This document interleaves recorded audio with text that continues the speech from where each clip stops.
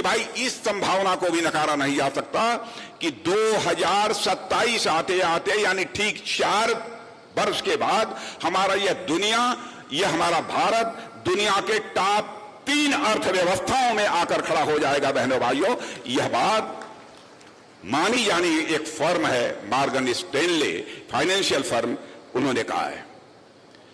भारत की हैसियत इस तरीके से दुनिया में बढ़ रही है। भारत के बारे में धारणा थी, भारत एक कमजोर भारत है, जो चाहे सो आंख दिखा दे। सब तो सब हमारा पड़ोसी देश पाकिस्तान भी था, जब होता था तब भारत को आंख दिखा देता था।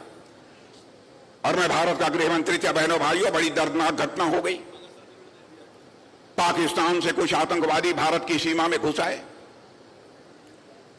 और उन्होंने हमारे सुरक्षा के जवानों पर कातिलाना हमला करके कई सुरक्षा के जवानों को मार डाला।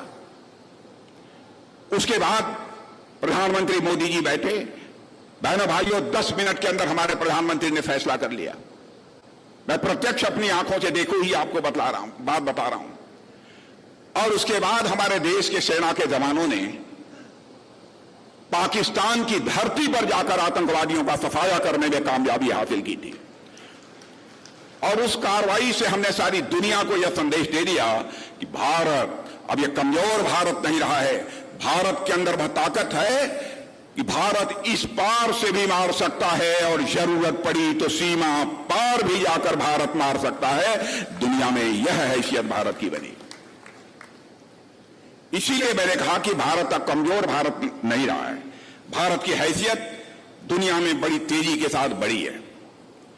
चाइना के साथ भी जो कुछ भी हुआ था, बहनों भाइयों, हमारे सेना के जवानों ने जिस शौर्य और पराक्रम का परिचय दिया है, उसकी जितनी भी सराहना की जाए वह कम है। और सारी दुनिया इस चीज को महसूस करती है कि पहली बार भारत ने सीना खोलकर भारत के मान सम्मान और स्वाभिमान की रक्षा की है। मेरे बहनों भाई, यह भारत की हैसियत, यह भारत की ताकत सारी दुनिया में बनी है। और जहां तक वादों का प्रश्न है, वादे हम लोगों ने अधिकांश नहीं किया था, लेकिन मैं दावे के साथ कह सकता हूं जो भी हम लोगों ने वादे किए थे, अपने वादों को हम लोगों ने अक्षरशः पूरा किया है। पहले यह होता था कि जनता से वादे बहुत सारे किए जाते थे, लेकिन अपने वादों को राजनीतिक पार्टियां पूरी नहीं करती थी, उसकी चिंता नहीं करती थी। हमने जो कहा सो किया। अनिल विज जी आपको याद दिला रहे थे धारा 370 की, जम्मू कश्मीर की। मैं आपको बतलाना चाहता हूं 1951 उस समय जब हम भारतीय जनसंघ के रूप में काम कर रहे थे, उस समय भी हम लोगों ने अपने घोषणा पत्र में कहा था कि हमारी सरकार जिस दिन बन जाएगी और हमको दोनों सदनों में पूर्ण बहुमत मिल जाएगा, तो धारा 370 जिसके तहत जम्मू कश्मीर को विशेष दर्जा प्राप्त है अन्य राज्यों की अपेक्षा, हम उस विशेष दर्जा को यानी धारा 370 को समाप्त कर देंगे। और जब जब चुनाव होता था तब तब हम अपने घोषणा पत्रों में उसे शामिल करते थे। लोग ये कहते थे कि ये जनसंघ वाले जनता की आंखों में धूल झोंकते हैं, जब चुनाव आता है तब इनको धारा 370 की याद आ जाती है। लेकिन बहनों भाइयों, हमको दोनों सदनों में, संसद के दोनों सदनों में वो बहुमत नहीं मिला था, इसलिए हम अपने वादे को पूरा नहीं कर पा रहे थे। लेकिन हमारी प्रतिबद्धता अपने वचन के प्रति बनी हुई थी।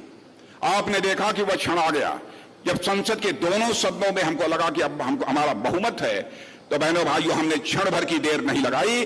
धारा 370 जिसके तहत जम्मू कश्मीर को विशेष दर्जा प्राप्त था, उसको चुटकी बजाकर हम लोगों ने समाप्त कर दिया बहनों भाइयों। और जम्मू कश्मीर का भी वही दर्जा है जो हिंदुस्तान के अन्य राज्यों का दर्जा है।